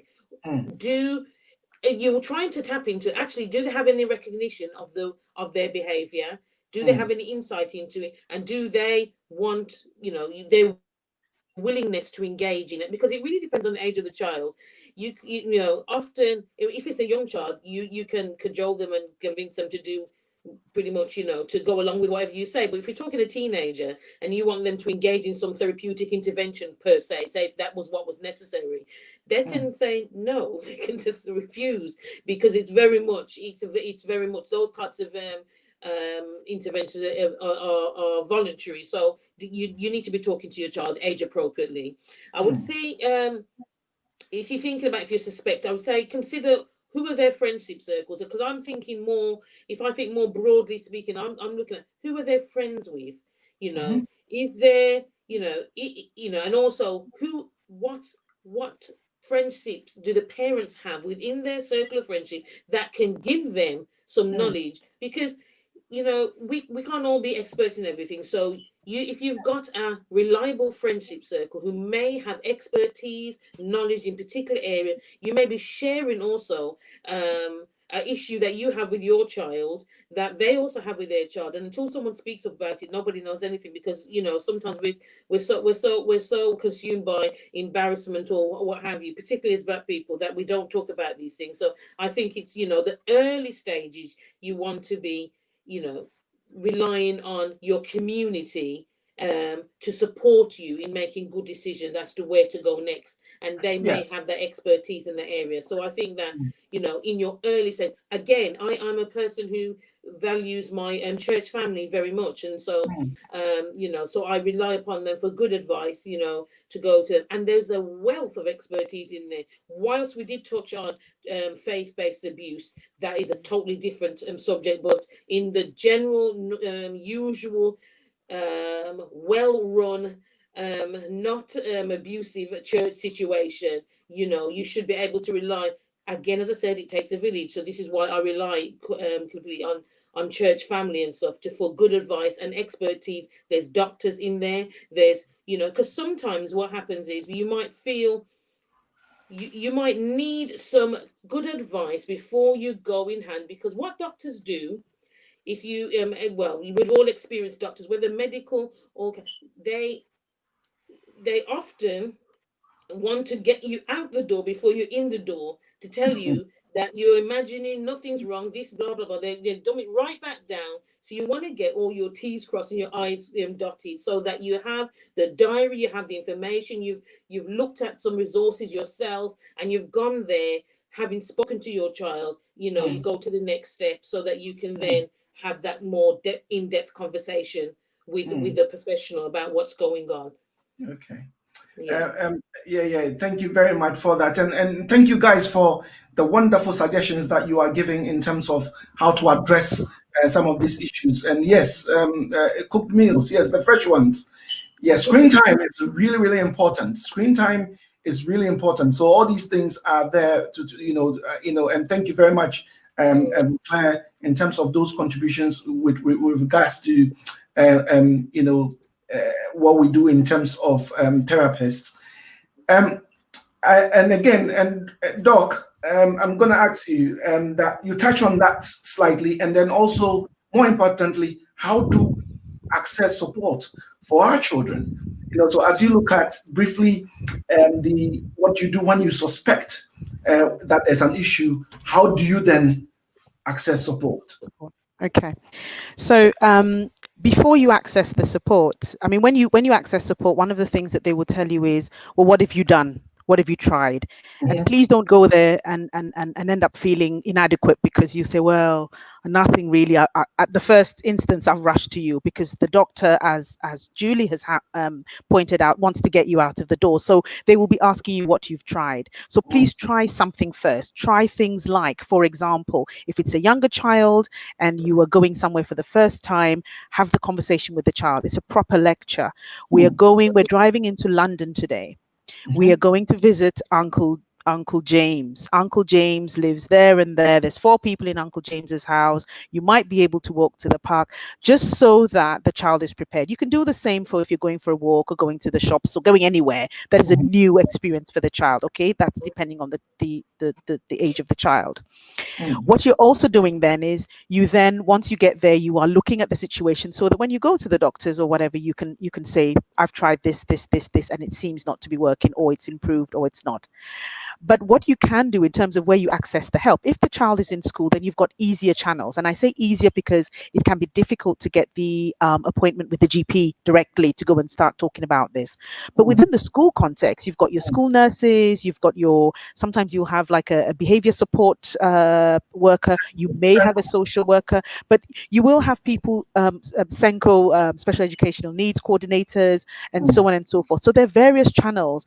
And the likelihood is that if this is something that is a diagnosis or serious enough, other people have picked it up. So there's a range of people there to support you and to tell you what to do next. The issue we have is there is an age requirement for a lot of this. And the doctors, like I say, they'll say to you, we're not going to assess ADHD till they're 8 or 9. 8 or 9, that's a long time for the family, right?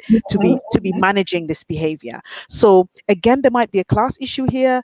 If you're interested, I can let you know, but there are some private, people don't want to hear that, but you can pay to have an ADHD and or an autism assessment done, a diagnosis, whether it's one or not, and you can pay privately for that. That's not my first port of call. We live in a country where there is the NHS, okay? But all I'm saying is if you're significantly concerned and you feel that you want to move this along and people are not helping them, that's kind of what you need to do. What I will remind people about is church is good. Julie said it and I echo.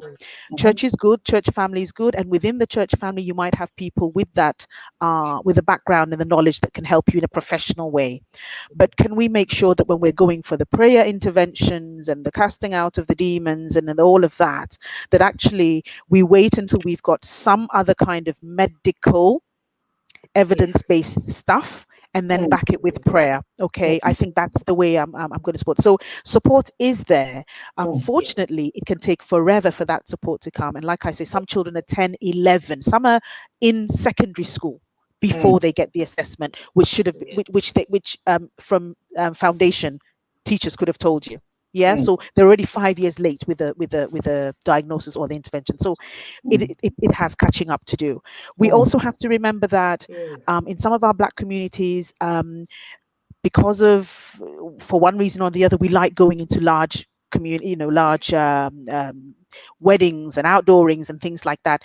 If you find out that your child is not coping with that, can you please not make it a point of accepting every single invitation to those events?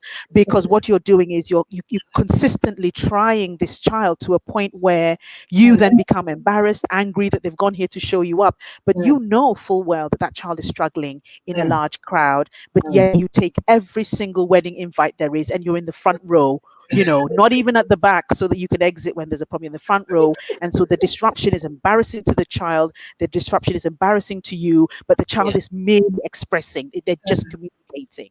Thank you very much, Doctor. You made me chuckle there. That we are accepting every invitation because we are bored. We have to create other means of entertaining ourselves and our children, apart from just going to wedding receptions to dance, find other more creative and more appropriate means of entertaining ourselves and our children, and let's not expose them like that. And Julie, I'm going to bring you into the conversation, but they also, let's look at this. As social workers, we always have the notion that people are always looking for labeling. They are looking to label their children in order to I would say defer or take the problem away from them. So we see a lot of mothers who are saying that there's something wrong with my child, and we know that sometimes that is absolutely the case, but sometimes too people are trying to label their children in order to get away from the problems. So let me bring Julie into the conversations in terms of how we access support, but touch on briefly, how do we make sure that we are not too quickly labeling or diagnosing our children? Yeah, I definitely agree with your comments there in relation to that, because I think that's probably born out of the fact that if we see repetitive behavior and we feel that we're unable to resolve it because probably because we're mostly worried about what other people think more than actually what is actually happening sometimes, then we then want there to be an identified problem, so then we can just call from the rooftop, this is what my child does, this is why my child behaves in this way. And so it is problematic if that's what we're looking for. On the other hand, though, sometimes we can be experiencing issues for some considerable time and have doors closed to us in order to get an appropriate diagnosis, which has then impacted the whole family's well-being, the trauma to that child and to the family, because something that is there has been undiagnosed, and then that has its own consequences. So I think how I would advise in that respect is pretty much referring to what Doctor said earlier in terms of, the preparation that you have really in the conversation you have with your child and young person about their behavior, you not putting them into situations that are going to just further traumatize them, because you're going to every single place because you want to be a part of what's going on, and then you're putting your child expectations on them that they cannot manage, and therefore that it really is a trauma, because whilst you might feel the embarrassment and shame, that child also is feeling that as well. So, and then that is a trauma to them. So that is further cementing the low self-esteem, the confidence issues that they have, which only serve to further exacerbate the challenging behavior, because the worse they feel about themselves is the worse they're going to behave. So it's a vicious circle. So in terms of the labeling, yes, it is problematic when parents are searching for that, because I'm not necessarily one that would run towards medication of children, particularly in terms of these things. I think my personal opinion is that there's far too much of it, quite honestly, in terms of medication and ascribing these labels to children, young people. However, that does not withstand from the fact that some children do have this diagnosis and they need medication.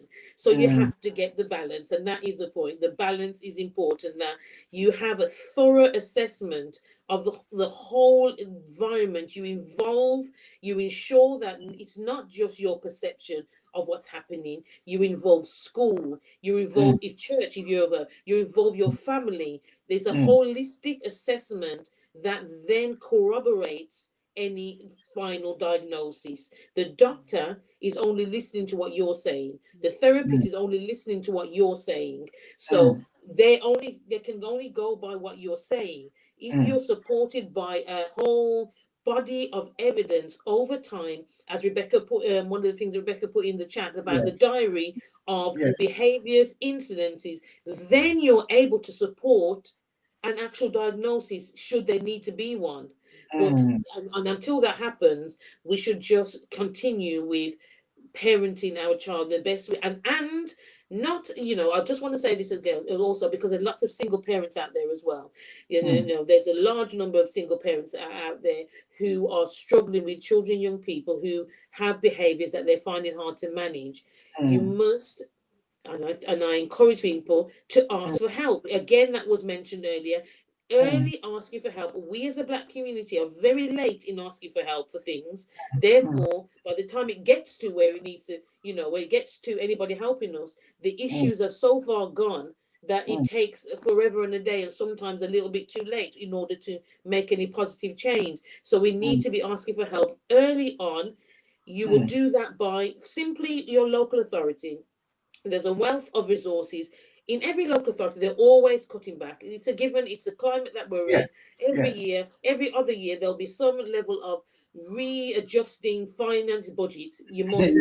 But the first port of call is go towards your local authority. Google on their website. If you live in Sandwell, Birmingham, on their website, whatever services, what the issue is, and then you will see what services are available. And you are sometimes able to self-refer. So sometimes, like for instance, I know an example of where my daughter needed a speech therapist. She just went on the council website. And she got the number. She was able to self-refer. She didn't know. I didn't know you could do that. She just got the number. She phoned them and self-referred. So sometimes, the earlier you go, stop leaving things to the end. Go and ask for help. Talk about it from an early stage. The better it is, and then we don't have to rely necessarily on labels when we get early support, because early support can actually resolve the issue that in later life then becomes a non-issue. Absolutely. If you get there early, yeah. Absolutely. Thank you very much. And we're running out of time, because I promised Doctor that today I'll allow her to go to bed early, not midnight. But look, if you have the situation where your child has lost it, they are trashing your house, they are breaking down your walls, they are becoming very dangerous to themselves, to the whole household. They might have even younger siblings, and they are losing it completely. Please, practical help here and now. How should you respond? You may be a teacher at church. You may be somebody looking after somebody, a guardian, and this child is losing it completely. How should you handle that situation? Let me bring Doc first to attempt this question. Okay. So if you're at home, I guess the first thing you have to do is secure the area that it's happening, because depending on the age of the child, the strength of the child, the height, all of that, it's probably not a good idea to attempt to hold them or restrain them. Yeah, it may not be a good idea at that point. What might be better is ensure that there's no glasses, no bottles, anything that could injure them or they could use as a weapon to somebody else. Now, once you're able to secure that area, you can then start the issue of not necessarily shouting back, not necessarily thrashing back, but calmly, I hear you. There's something that's worrying you today. There's something that's upset you. once you come over this, we will have a conversation. People can also say to you sometimes, if there's a garden, you walk the child out the garden. The problem we have with that is gardens overlook other people's houses. Okay. So you may not want to expose your child and your family in that way. So that's one of the things to do, is to calm the situation and remove everybody instead. If it's not a clever thing to remove the child or young person who's got the tantrum on the floor, taking stuff away, you secure the area. It's all harm, there's no knives or anything, and then you remove everyone else. If younger siblings, like you mentioned, you move them out and you give them some cooling down period. Now, it is absolutely important that the parent recognizes how long it takes for that child to cool down. A parent who has observed this behavior before will say, oh yeah, give it another minute. A parent who's absolutely spot on with the childcare and has seen this before will say, yeah, it usually takes about 4 minutes. Then it begins to de-escalate without me doing anything, without me, with me just making sure it's a safe environment. Now, that's great. If it's the first time it's happened, I can absolutely assure you it is frightening. Yes. It is so frightening that you want to leap forward and grab them. That, unless they're trying to get something that will harm them, I don't think that is the right way to go. I also think that once you have it's all calm and everything is fine, you need to revisit the conversation. And as the parent, the issue rather, as the parent, you need to recognize the right time to have the conversation. If you do it immediately and the child flips again, then you didn't do it correctly. But once you have the conversation, you might be able to get what the trigger was. And it might have been that they asked you, what's for dinner? And you said kinky, and they don't like kinky. Okay. So immediately they call it clay, and they were angry, and you said, but you have to eat it. If you don't eat it, you're getting nothing. And that is what triggered it. And while I'm not suggesting that you cook different foods and all of that, I'm simply saying when the child is calmer, they may, depending on the age, be able to explain what the trigger was for that anger, what the trigger was for that behavior, because it is a form of communication. But the first thing is to ensure that that child is safe. If the child is in a young person's home or that kind of thing, they have different procedures about how they manage this. But we're talking about, this is your child.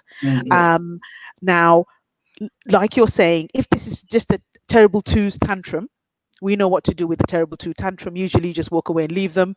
When they've had enough of kissing the ground, they will get up, But if quickly, I know quickly, you are the shop. You are the shop. and it's so embarrassing that your child is throwing a tantrum. The whole world is looking at you, that look at this worst parent ever. How do you handle that situation? Yeah. I mean, me, depending on the age of the child, I will abandon the shopping. I will start by what's the matter? And if it is I want the ice cream or whatever the shouting is, and I think it's inappropriate, I will abandon the shopping and move somewhere quieter, have that conversation, wait for the calming down. Even if it means going out of the shop back into the car, you can do that. But don't forget, before you go to this shopping trip, if the child has done it to you before, you need to be aware that, this might happen. So have the conversation. We're going shopping. Here's the shopping list. You read the items, mommy picks it from the shelf. Here's the money. When we get to the till, you pay.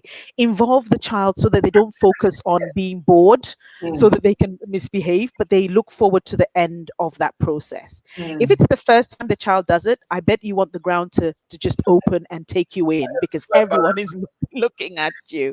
But again, all these things are things that we need to observe, make notes of, and come back to in terms of reflection, and think about, gosh, okay, I did promise them ice cream, but I didn't tell them the ice cream was at the end. I didn't tell them when we're leaving the shop we'll get ice cream. So as soon as we walked in, 2 minutes down the tomato aisle, the child wants the ice cream, and you're like, no, not yet. So some of these, with children who display some challenging behavior, these are negotiations you have before you attempt to take them to the shop, and they fall on the floor and embarrass you. Thank you very much. And harm themselves. Thank you very much. Let me bring Julie into this. Look, from the youth offending side of things, yes. So we have concerns, and again, you are definitely coming back, because we'll be looking into this into greater detail. You have a situation where your children have started mixing up with the wrong crowd. They might be exposed to, or they are being groomed. They've started disrespecting you. As Eva said, they are beyond parental control. And what are some of the strategies out there if I'm a parent and right now I have a teenager who is starting being disruptive and not listening to me and going out and mixing up with the wrong crowd. So what are some of the strategies that you've been using to try and take children away from criminality? Mm-hmm. So if we start from the premise that we've already agreed that all behavior is communication. So if we start there and we think on that, then we are already led into a response, because the first thing that happens, I guess, what happens is in the conflict between parent and child, what happens is the child is just pure emotion. They're just children. That's what they're going to be. They're pure emotion. They're less tactical. They're more emotion.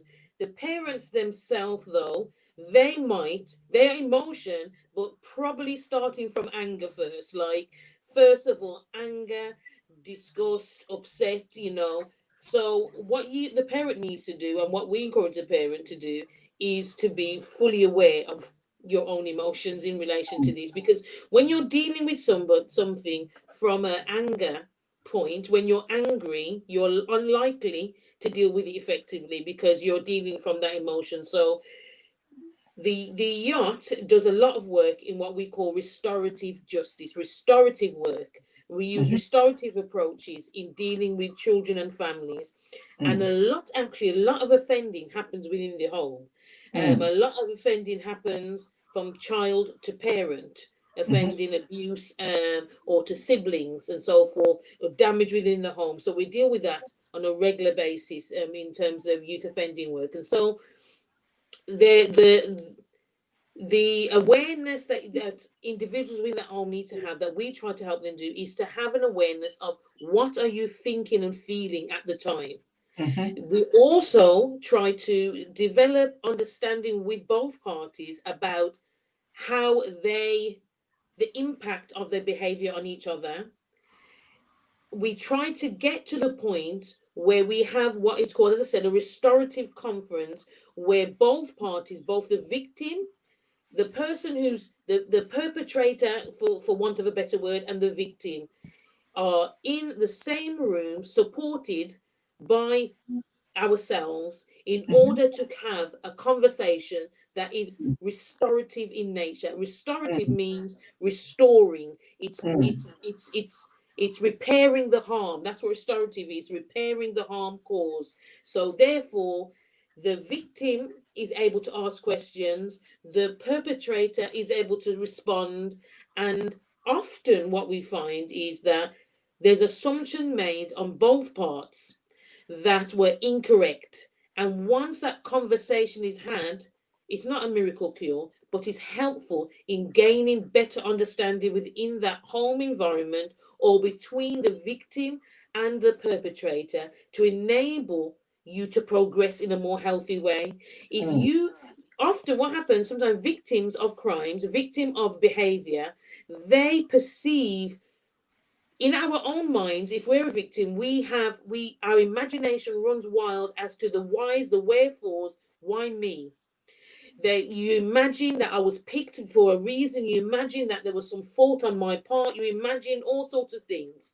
This is even more so within the family home, because parents then blame themselves and so forth and so on. And there's a relationship that has to be repaired, because those people are living together. Unless we're taking the child, removing the child, which we try not to do, that's a very, very last resort. These people have to live together. So the repairing of the harm is critical. And that is the work that the youth offending team does with families in the given situation that you've just given, the example you just given there.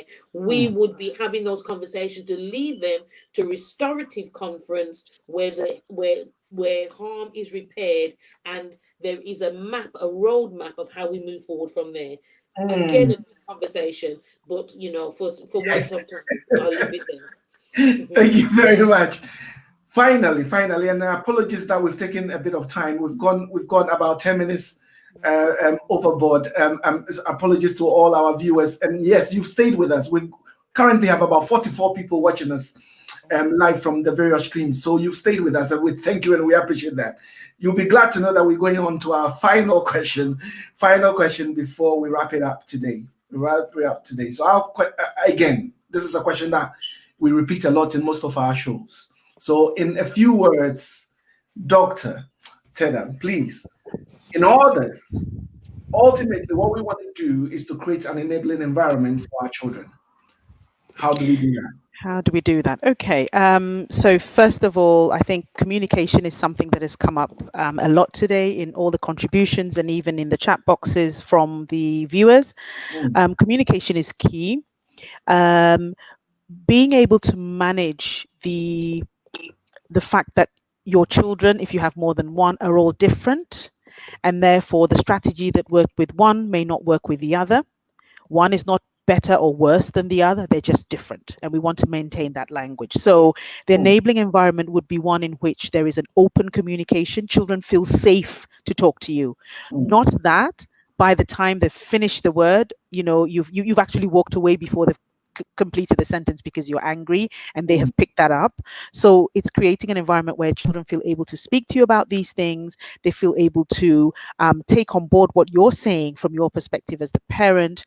You're able to provide all the other things that children need, the nurturing time, the time with them, not necessarily all the gadgets and things, but also being there for them, being there physically, not that not just being in the physical space of the house, but being with them, engaging with them, seeing where those difficulties are, and also realizing that in order to pick up some of these things, there are some things that you ask the child to do that they can't do, but you haven't been there to see that they haven't done it. So in terms of that evidence, we create that. Also creating an environment where if you're on your own, who are your support systems, who's in your support system, how often are they involved, and what are their roles specifically. Is there an uncle that they can talk to if they don't want to talk to you? Is there an auntie that they like to text if they have difficulties? And then over all of that, just being concerned about where they are, who they're with, and what they do outside the home. So whether that's school, whether that's church, whether that's I'm just going down the road to my friend, or there's a friend who's visiting, it's just ensuring that we're aware of all these things. And you know full well that I will say it's all about the basic care, and we all do this differently. But we should never really think that there is an end to the nurturing. And we are doing this in the context of the UK. So what we're doing is we're bringing different cultures from how we've been parented versus what we've read in the books, what we studied in school about being a parent, what our friends told us, what the church pastors think. So it's like 20 different opinions about how you should do this job. But the child is the one who is going to or the children are the ones who are going to ultimately say whether you're doing a good job or not. So really it should be about what meets the child's needs. Yeah, we need to meet the children's needs. So that's kind of my summary of that question. That is well said, and there's a lot in there. Please go back and let's listen to this again. I think that this should be something that we should be going back to refer to, and that is very good. So again, let me turn my attention to Julie here. In your final words, how do we create that little heaven within our home for our children? Yeah, so I've got some practical advice for parents that I think that will be helpful in terms of nurturing and giving that, as you say, enabling environment for children to thrive. I would encourage you to as a family, whether it's only you and your child or whether there's 4, 5, 6, 7, 8 of you in that household, I think utilizing a visual timetable of activities within the household includes which it creates inclusivity for that child. You want them to be creative, and so you're sitting down, and in that timetable you want to schedule things like, for instance, again, we talked about faith. So if there's devotion to be had, you want to schedule in when is devotion going to happen, because in order to deal with challenging behavior or create an environment where challenging behavior is minimized, you want to put some structure in the household so that children, we know that they might fight against boundaries, but we know they need boundaries. They need boundaries, they need clear structure so they know what's happening. Some children more than others. For children with autism and other traits, or other additional needs, they need structure. They need to know what's happening, when it's happening, and it needs to happen when it said it was going to happen. So if you have a visual timetable that includes things like devotion time, so we're going to say 3 times a week we're going to do devotion. Who's going to lead it today? Who's going to lead it the second day? Who's going to lead it the third day? You share the responsibility across. Everybody feels important. Everybody feels in charge. Everybody gets opportunity to practice skills as well of leadership, of communication, of taking time to look and study and research. There's so many skills that they're learning when you're doing this. In that timetable, you also want to put in there any chores that child has, a young person has, any responsibilities that are specifically theirs, and what are the rewards for those responsibilities being done. You want to put also in there family social time. When are we going to play a board game together? You know, you can do impromptu stuff, but it's nice to have structure so that child can rely on the timetable that says at this point we said we're going to do this. You know, you can have the proviso that sometimes, you know, we might not be able to do it as we said we were going to do it, but there needs to be a good valid reason. If you create that stability and that routine and that structure for a child, they're going to be able to thrive. It's more conducive because there's school environments like that, the work environments like that. You're preparing them for life to thrive and to be able to organize themselves. Also include your outer school activities, your reading time together, you know, when we're going to have a family meeting, you know, a meeting where everybody gets to say how they're experiencing life, how they're experiencing, you know, family situation, any plans, where we're going on holiday. Let it be a conversation with the whole family. Everybody gets their 2 pence worth and it feels heard and listened to. Practice giving praise. Practice giving praise for good behavior. You see behaviors that are good, small or insignificant they may be, but take the opportunity to say, yes, well done you. I saw that. You know, because sometimes we just want to, you know, maybe just low-key not say too much of them, but I saw when you shut the door. I saw when you held the door open for your little brother. Well done you. Thank you very much. You did really well. You know, little things like that. And obviously smaller children can have reward charts and so forth. You know, when they do something good, they get this. You get 5 stars, you get this, you know, that kind of thing. But the other stuff I've already mentioned is something that can be for the whole family. And that is opportunity to create, you know, thriving environment. And also you also put in there how often we're going to review the timetable, how often are we going to review the schedule. You put it up, you let the creative person in the household, whoever that is, ornate it to all, it looks fancy and lovely, nice piece of wall art or whatever that family needs, whatever your family needs. And that can be something that's a family focused intervention that will enable you to thrive and children to thrive and feel responsible in that environment. Wow, absolutely.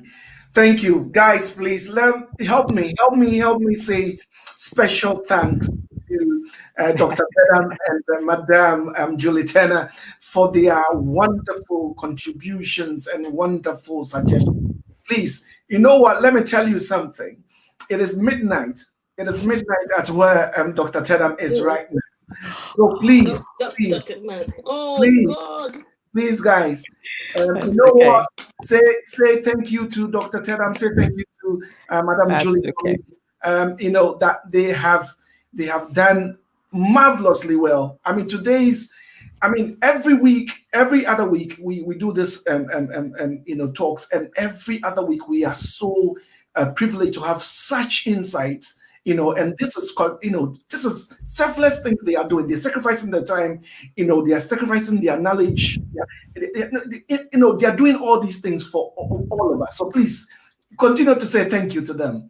Thank you to all of. Thank you very much for responding, and you know, thank you so much for all the things that you know, you are doing to help.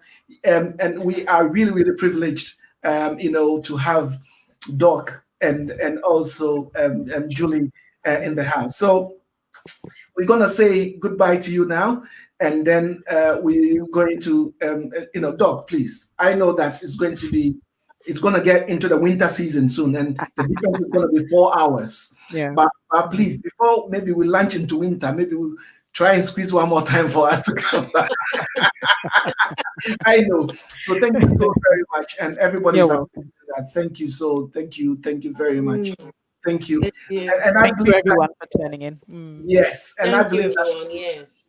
that you've absolutely enjoyed coming on our show, and I believe that you've been a blessing. God bless you in your ministry, whatever you are doing to support the communities, whatever work that you are in. We are saying that God bless you, and may you increase in abundance in everything that you are doing, because we really appreciate this. So thank you so much for all the wonderful insights that you've given us. So at this time, can I kindly say goodbye to Doc first? Okay, thank you. Bye, everybody. Thank you very much. All right, bye, Doc. And can I also say goodbye to Madame Julie Turner? God bless you. Bye-bye. Bye. Thank you very much. So, ladies and gentlemen, all too soon, we've come to an end of another show. Apologies that we've taken a bit of your time. We've gone a little bit more than the time that was scheduled for this program, because we couldn't stop listening to such insightful messages from our wonderful guests. So we are quite happy that you've tuned in, and even now we will still have about 38 people who are currently watching live. Please share this. Do not please keep this to yourself. This is vital information that is going to help us and help our communities. So share it with your friends, share it across, and let people benefit from these discussions. I'm going to definitely go back and listen again, over and over again. So we are so privileged and we are so thankful. Once again, we are the Ghanaian Social Workers Association. We are GASWA for short. And please contact us if you need us to come into your various, churches or organizations to carry on with some of these conversations, and we'll be happy to oblige. Next 2 weeks, we're coming you again with another interesting topic. This time, we are going to be focusing on lone parenting. There are difficult situations where you find yourself that you are parenting by yourself. What are some of these challenges that are associated with this? How do we navigate around these things, and how do we make sure that we are giving our children the best of opportunities to reach their maximum in life? So next 2 weeks, make it a point, same time at 7 o'clock, and we are going to be looking at lone parenting, single parenting, some people call it. Until then, adios, and God bless you.